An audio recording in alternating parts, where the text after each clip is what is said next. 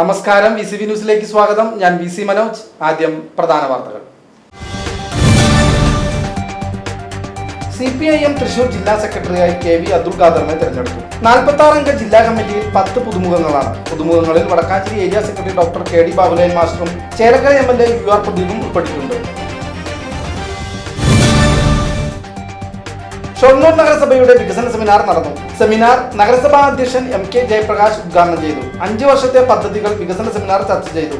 ഷൊർണൂർ നഗരസഭയുടെ വികസന സെമിനാർ പ്രതിപക്ഷം ബഹിഷ്കരിച്ചു. കോൺഗ്രസ് BJP അംഗങ്ങൾ വികസന സെമിനാറിൽ പങ്കെടുക്കാതെ വിട്ടുനിന്നു.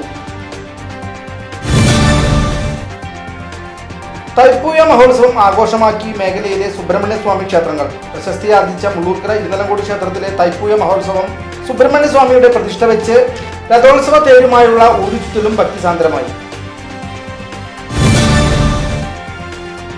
വടക്കാഞ്ചേരി കരിമരക്കാട് ശിവവിഷ്ണു ക്ഷേത്രത്തിലെ കവാട നിർമ്മാണവുമായി ബന്ധപ്പെട്ട് ഉയർന്ന വിവാദങ്ങളിൽ വിശദീകരണവുമായി ഉത്സവാഘോഷ കമ്മിറ്റി സെക്രട്ടറി രംഗത്ത്. തെറ്റായ പ്രചരണം നടത്തി ക്ഷേത്രത്തിന്റെ പുരോഗതിക്ക് തടസ്സം സൃഷ്ടിക്കരുതെന്നും എല്ലാവരുടെയും സഹായ സഹകരണങ്ങൾ ഉണ്ടാകണമെന്നും ഉത്സവാഘോഷ കമ്മിറ്റിക്ക് വേണ്ടി സെക്രട്ടറി ബിനു അഭ്യർത്ഥിച്ചു.